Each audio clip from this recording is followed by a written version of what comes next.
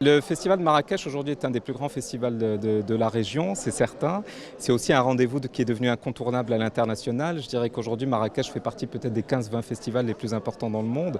En tout cas c'est l'un des plus importants ou peut-être le plus important de la région, c'est-à-dire monde arabe et Afrique. Pourquoi? Parce qu'aujourd'hui Marrakech attire les plus grands noms du cinéma mondial. On le voit bien aujourd'hui avec les personnalités auxquelles on rend hommage et les personnalités qui sont dans le jury. Et aussi parce que c'est un festival dont la compétition est dédiée à la découverte. Donc c'est la découverte de jeunes auteurs, des cinéastes qui font un premier ou deuxième long métrage. C'est la spécificité de Marrakech depuis 20 ans. Peu de grands festivals de cette envergure dédient leur compétition à la découverte de jeunes cinéastes. Et là, c'est une rencontre qui est absolument rare et magique qui se crée entre de très grands noms du cinéma mondial et de très jeunes cinéastes qui font un premier ou deuxième film. Quel est selon vous l'événement fort de cette édition? Il y en a beaucoup, je citerai peut-être la première mondiale du film El-7, qui est le biopic de Kulthum, qui est très attendu, beaucoup de demandes autour de ce film. Il avait été présenté l'année dernière aux Ateliers d'Atlas, qui est l'événement professionnel du festival. Il y a eu une vingtaine de minutes qui avaient été présentées aux professionnels présents dans cet atelier.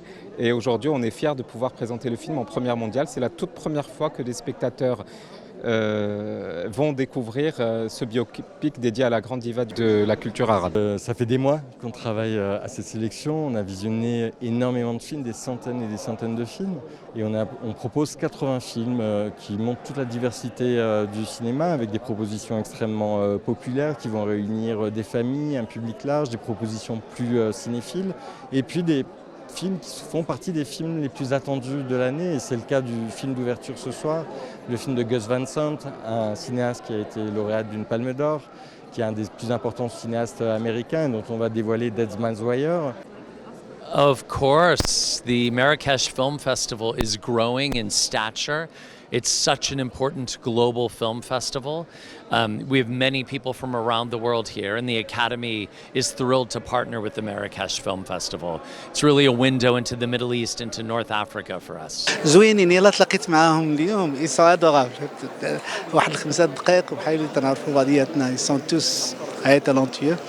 الناس كلهم عندهم c'est de vrai calibre ديال السينما. Donc je crois qu'on va avoir we'll have fun. في رأيك مهرجان دولي الفيلم ديال مراكش ممكن ينافس المهرجانات الدولية في السينما؟